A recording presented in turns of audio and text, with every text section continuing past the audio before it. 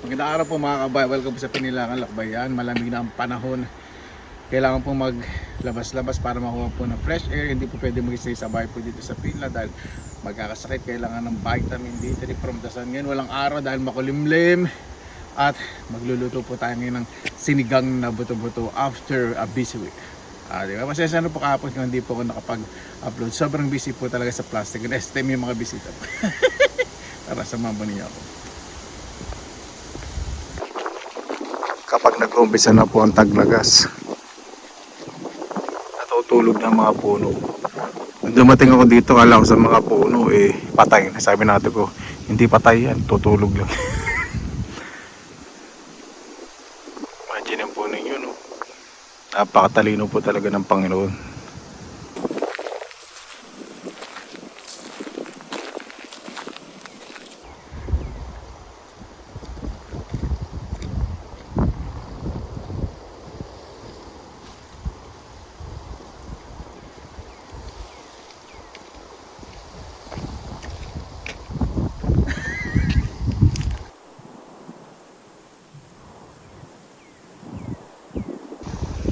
Kahit saan po magpunta po dito, grabe.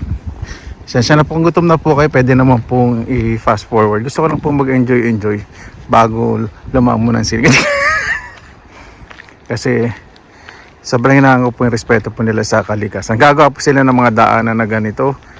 Tingnan nyo naman, sulit-sulit naman yung gobyerno sa mga tao. Sulit na sulit din po yung mga tao sa gobyerno. Talagang pinapangalagaan po ng bawat siya. May pagkakaisa. Yung po kailangan. Ay. Imagine po ninyo, di ba? Parang green screen yung background. Napakalinis, napaka-smooth, napaka-soft. Parang yung mukha ko, wala nang mga pores. Kaya po talaga pag taglamig, kailangan po lumabas parang yung bangis na enhance.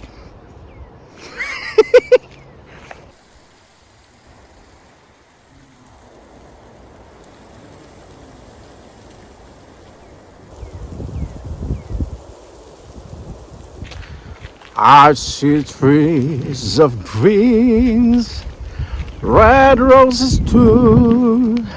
I see them bloom for me and you.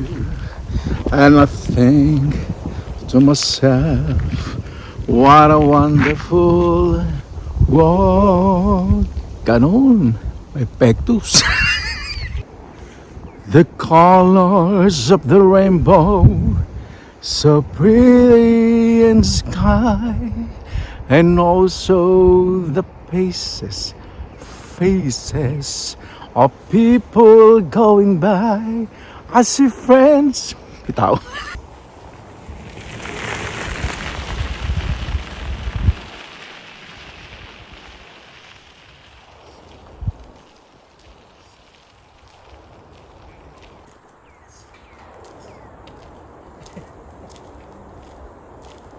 Ayan po, nasa bahay na po dito ang artista. Sa bahay na po dito. Nasa bahay na po ang artista. Nakapagluto na po ako ng sinigang na buto-buto.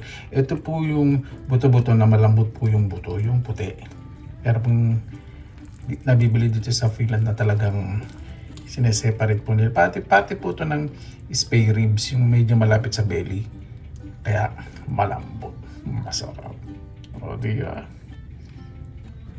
kain na po tayo. Mabuhay yan. Maraming salamat naman po sa Panginoon. Kasama-sama na naman po tayo na way safe po ang lahat. Bago tayo mag-isang pasalamatan po muna natin ng Panginoon.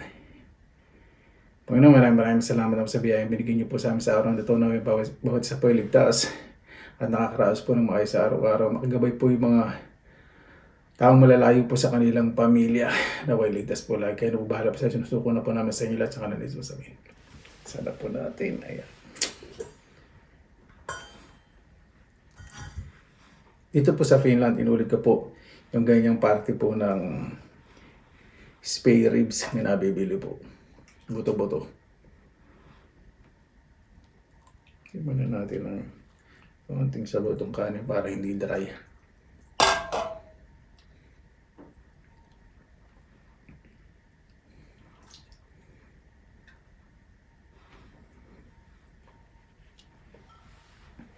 Alam pa ninyo, may ultimate favorite, sinigang na buto-buto. Kanin ko po sa mga nagtatanong, basmati po. Kung paano pagsaing, 1:1. Isang takal na kanin, isang tasang kanin, isang tasang tubig. Siyempre, gasan niyo po muna bago kayo maglagay ng isang tasang tubig. Tapos, medium low heat po, huwag niyo pong lalakasan ng apoy. Para maluto ng maayos.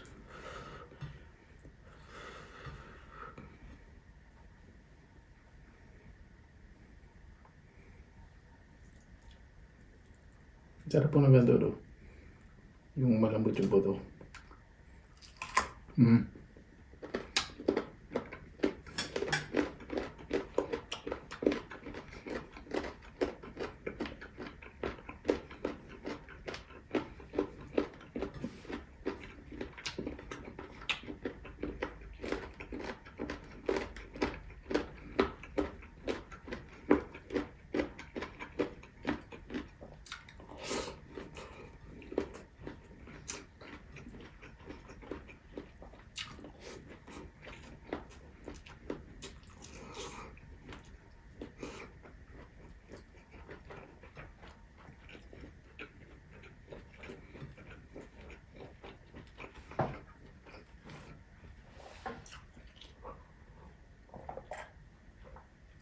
Apple juice po.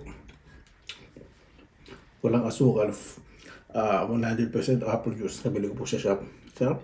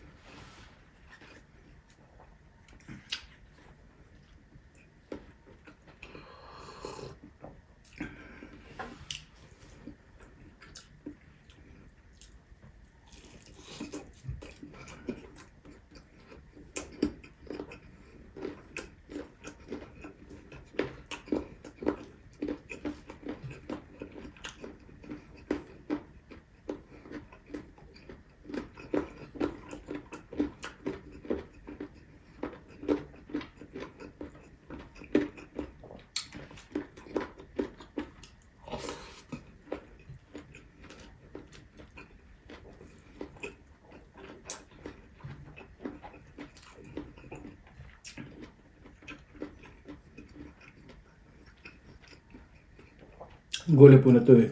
Spinach, labanos, green na sili, ito. Tsaka murang sibuyas o chives, yung maninipis po na spring onion.